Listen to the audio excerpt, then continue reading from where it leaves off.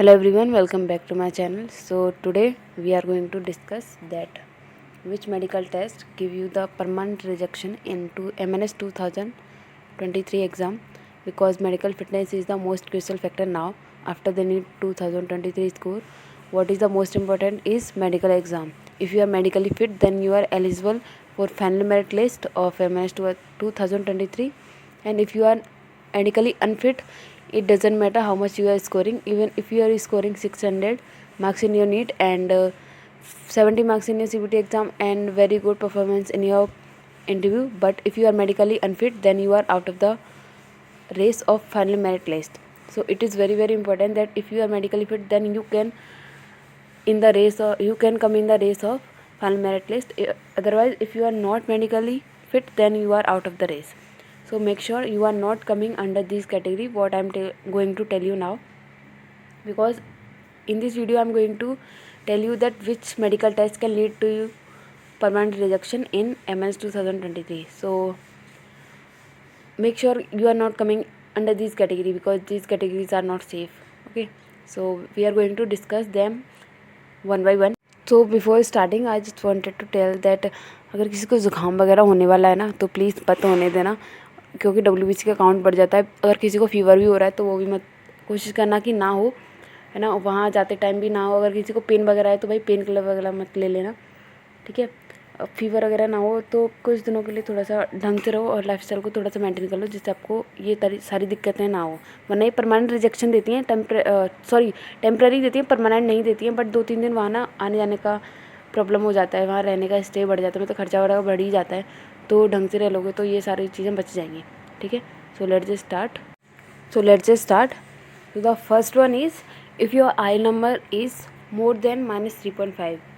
अगर आपका आई नंबर ना मोर देन -3.5 है तो आप मेडिकली अनफिट हैं. अगर आपको पता है, अगर मतलब यहीं पे आपको पता है मेडिकल एग्ज़ाम देने से पहले या CBT एग्ज़ाम देने से पहले, अगर किसी का -3.5 से है, ज़्यादा है, तो मत जाना, बिकॉज सब वेस्ट होगा जाना वहाँ पे. एंड अगर आपको मतलब ऐसे देखना है कि किस तरीके से होता है, और अभी इस साल आप लेज़र का ऑपरेशन करा लोगे आई का, तो फिर क्योंकि लेज़र ऑपरेशन के लिए ना मैक्सिमम एक्चुअली मिनिमम 1 ईयर होना चाहिए गैप का आपका CBT एग्ज़ाम देने में एंड आपका लेज़र का ऑपरेशन होने में. तो अगर आपका 1 ईयर पहले आपने लेज़र का ऑपरेशन कराया है तो आप अभी MS का CBT एग्ज़ाम और इंटरव्यू देने के लिए जा सकते हो. अगर मान लो अगर आपका अभी -3.5 से ज़्यादा है ना, आप सोच रहे हो कि लेज़र का ऑपरेशन करा लेंगे तो अगली बार कम से कम देंगे अच्छे से. एंड इस बार पैटर्न वगैरह देख के आ जाते हैं कि किस तरीके से होता है, किस तरीके से मेडिकल एग्ज़ाम होता है, किस तरीके से CBT और किस तरीके से इंटरव्यू, तो जाना. अदरवाइज़ अगर आप लेज़र का ऑपरेशन वगैरह नहीं करवाने वाले हो, है ना, और आपका -3.5 से ज़्यादा है, तो फिर मत जाना, बिकॉज फिर वो वेस्टेज होता है, ठीक है. And if you are colour blind, अगर आप कलर ब्लाइंड हैं तब भी मतलब फिर तो परमानेंट रिजेक्शन मिलता ही मिलता है, ठीक है. Next is if you are having more than root canals, मतलब अगर 1 या 2 रूट कैनाल है तो आप एलिजिबल हैं MNS और आप मेडिकली फ़िट हो जाएंगे MNS के अंदर. अगर आपके पास में मतलब अगर आपकी कैविटी में मोर देन 2 रूट कैनाल्स हैं तो फिर आप मेडिकली अनफिट कर देंगे. वो आपको मोर देन 2 अलाउड नहीं है, ओनली 2 अप टू 2, सिर्फ 2 तक ही अलाउड है, उससे ज़्यादा अलाउड नहीं है, ठीक है. Next, if you are having liver swelling, if you are having stone in your kidney, gall bladder और एनी अदर प्लेस, मतलब कि आपके लिवर वगैरह में अगर स्वेलिंग वगैरह है तो मत जाना, वो परमानेंट रिजेक्शन देते हैं. लास्ट ईयर उन्होंने परमानेंट रिजेक्शन ही दिया था. अल्ट्रासाउंड जब कराते हैं ना, तो अगर उन्हें किसी भी तरह की कोई भी स्वेलिंग मिलती है किसी भी ऑर्गन के अंदर, इंटरनल ऑर्गन के अंदर ह्यूमन बॉडी में, तो वो आपको परमानेंट रिजेक्शन दे देते हैं, ठीक है. Second is, if you are having stone in your kidney, gall bladder और एनी अदर प्लेस, तो भी वो आपको परमानेंट रिजेक्शन देते हैं. थर्ड, अगर आपको अपेंडिक्स की जो प्रॉब्लम है कि वो बढ़ी हुई है, तो फिर भी वो परमानेंट रिजेक्शन देते हैं. तो अगर किसी का लिवर स्वेलिंग वगैरह है, जैसे ज़रूरी नहीं है कि जो अल्कोहल पीते हैं उन्हीं का लिवर स्वेलिंग हो. अब खाने की वजह से ना बहुत सारे लोगों बच्चों का लिवर, क्योंकि जंक फूड खाते हैं तो उनका लिवर ढंग से फंक्शन नहीं करता है ना. तो इसका तो अब किसी को पता ही नहीं होगा कि उनका लिवर स्वेलिंग वगैरह है, तो फिर वो जाके ही पता पड़ेगा. लेकिन अगर आपको स्टोन वगैरह है तो मत जाना, वो परमानेंट रिजेक्शन ही देंगे, ठीक है. Next one is, if you are diabetic patient, अगर आपको डायबिटीज़ है तो मत जाना, वो डायबिटीज़ के केस में भी परमानेंट रिजेक्शन देते हैं. अब देखो, अब इसको ना नेगेटिव मत लेना. लेट मी क्लैरिफाई दिस कि मैं आपको डिमोटिवेट कर रही हूँ या कुछ, मैं डिमोटिवेट नहीं कर रही हूँ, मैं बस आपको बता रही हूँ कि ये चीज़ें आपको परमानेंट रिजेक्शन देंगी. मैंने पिछली बार देखा है तो आपको मैं डिमोटिवेट नहीं कर रही हूँ, बस इन्फॉर्मेशन दे रही हूँ कि कौन कौन से टेस्ट आपको परमानेंट रिजेक्शन दे सकते हैं, बिकॉज आपने पूछा था इसलिए मैं बता रही हूँ, ठीक है। और अगर किसी मॉक टेस्ट वगैरह देने हैं तो मैं लिंक दे दूँगी डिस्क्रिप्शन बॉक्स में, वो जाकर वो मॉक टेस्ट वगैरह देख सकते हैं, ठीक है। और जितनी भी डाउट डिस्कशन की वीडियोस मैंने डाली हैं वो बहुत सारी हेल्पफुल वीडियोस हैं, मतलब 2-3 हो चुके हैं डाउट डिस्कशन की वीडियो, तो आप लोग वो भी देख सकते हो, ठीक। तो जो भी कुछ है इसको नेगेटिव मत लो, बस इसको ऐसे देख के चलो कि आपको इन्फॉर्मेशन मिल रही है कि कौन कौन सी चीज़ आपके लिए हार्मफुल हो सकती है, कौन कौन सी नहीं। तो जो हार्मफुल चीज़ है उनसे थोड़ा दूर ही रहना, ठीक है। Next one is if you are having extra bone in your body, मतलब अगर आपके किसी भी बॉडी पार्ट में एक्स्ट्रा बोन है ना, या फिर आपकी बोन बाहर वगैरह निकली हुई है, या फिर आपको बोन डिफॉर्मिटीज़ है किसी भी तरह की, किसी भी बॉडी के किसी भी पार्ट में, बॉडी के किसी भी पार्ट में, तो फिर नहीं जाना। बिकॉज एक लड़की थी जिसके ना टू, मतलब जो पैर का जो अंगूठा होता है ना उसकी थोड़ी सी बोन बाहर निकली थी और बाकी सब फिट था उसका, मतलब ब्लड, यूरिन, आई, ईयर, अल्ट्रासाउंड, गायनो, मतलब सब ठीक था, सब उसका इंटरव्यू भी ठीक था, सीवीटी भी ठीक था, मार्क्स भी अच्छे खासे थे, बट उसके ना पैर की एक बोन थोड़ी सी स्लाइटली थोड़ी सी बाहर निकली थी, तो उसको परमानेंट रिजेक्शन दे दिया था उन्होंने, है ना। तो अगर किसी को बोन डिफॉर्मिटीज़ है तो थोड़ा सा मतलब देख के जाना है, नहीं जाना मैं नहीं बोलूँगी कि मत जाना, वो आपके ऊपर है, बट बोन डिफॉर्मिटीज़ आपको परमानेंट रिजेक्शन दे सकती है, ठीक है। तो इसको मेक श्योर करना कि आपको ना हो। If your ECG are not coming normal after 3 ECG test, ECG का वो टेस्ट कराते हैं वहाँ पे, ठीक है, 1-2 टेस्ट कराएंगे वे वहीं पे, फिर भी आपका अगर नॉर्मल नहीं आता पहले दिन वो 1 से 2 से ज़्यादा नहीं कराते, 2, ठीक है। फिर वो 2 ECG का टेस्ट कराएंगे, अगर आपको नॉर्मल नहीं आएंगे तो फिर वो बोलेंगे कि कल करेंगे। कल करने के बाद भी अगर आपका जैसे अगले दिन उन्होंने दूसरे दिन आपका ECG का टेस्ट वापस किया, दूसरे दिन भी ECG का टेस्ट वापस करने के बाद भी अगर आपका ECG नॉर्मल नहीं आता है तो फिर वो आपको टेम्प्रेरी रिजेक्शन दे देंगे। टेम्प्रेरी रिजेक्शन देने के बाद आप RNR में जाओगे, अगर वहाँ पे भी आपका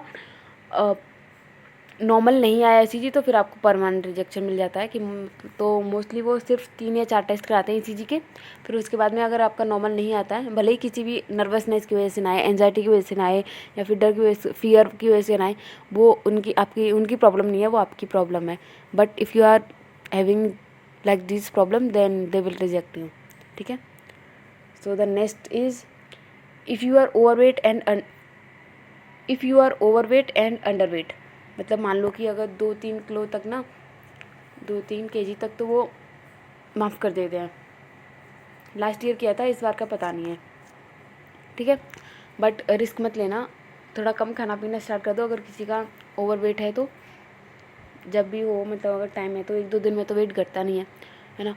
तो अगर ज़्यादा दिन है, जैसे 1 वीक है, 1 वीक से ज़्यादा है ओवर वेट है, तो वो खाना कम कर दो, बिकॉज 2-3 kg तक इस बार शायद ना करें, पिछली बार कर दिया था, है ना। तो ये ज़रूरी नहीं है, तो अपने जितना वेट है उतना आ जाओ, है ना।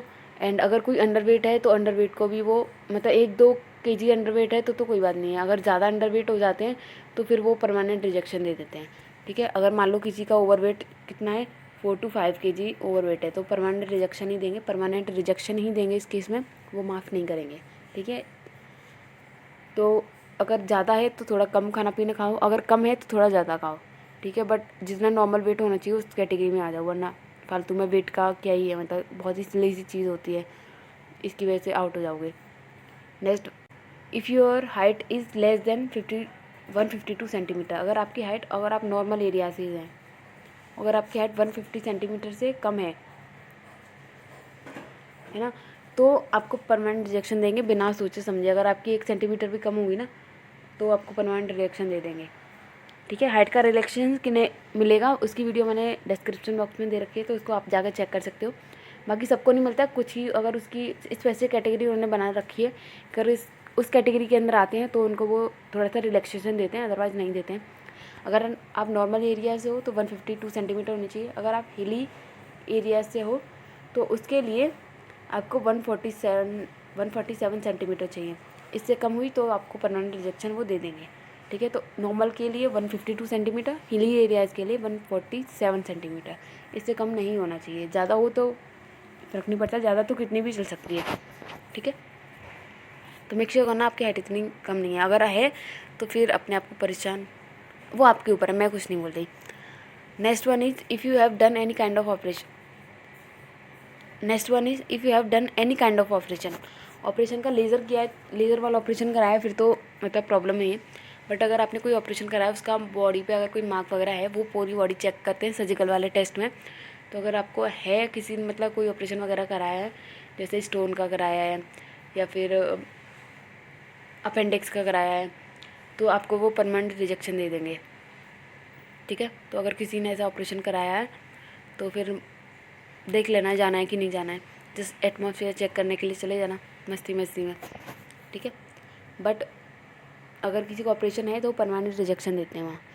ठीक है, next one is if you are having piles, अगर किसी को पाइल्स की दिक्कत है तो उसको परमानेंट रिजेक्शन दे देते हैं वो। तो अगर किसी को पाइल्स है तो देख लो, कोई दवाई वगैरह ले लो अगर सही हो जाए तो जब तक। ठीक है, next is if you are having knock knee, very very important, अगर आपको नौकनी है तो मत जाना, परमानेंट रिजेक्शन ही देंगे। नौकरी के केस में तो वो परमानेंट ही देते हैं, सोचते समझते भी नहीं है। उन्होंने 3 लड़कियों को दे दिया था पिछले साल। ठीक है, नौकरी अगर है तो नहीं, चेक कर लो घर पे नौकरी, यूट्यूब पे वीडियो सर्च करना कि नौकरी कैसे सर्च करते हैं, चेक करते हैं, और फिर उसके हिसाब से चेक कर लो कि आपको नौकरी है या नहीं है। अगर है तो देख लो जाना है कि नहीं जाना है।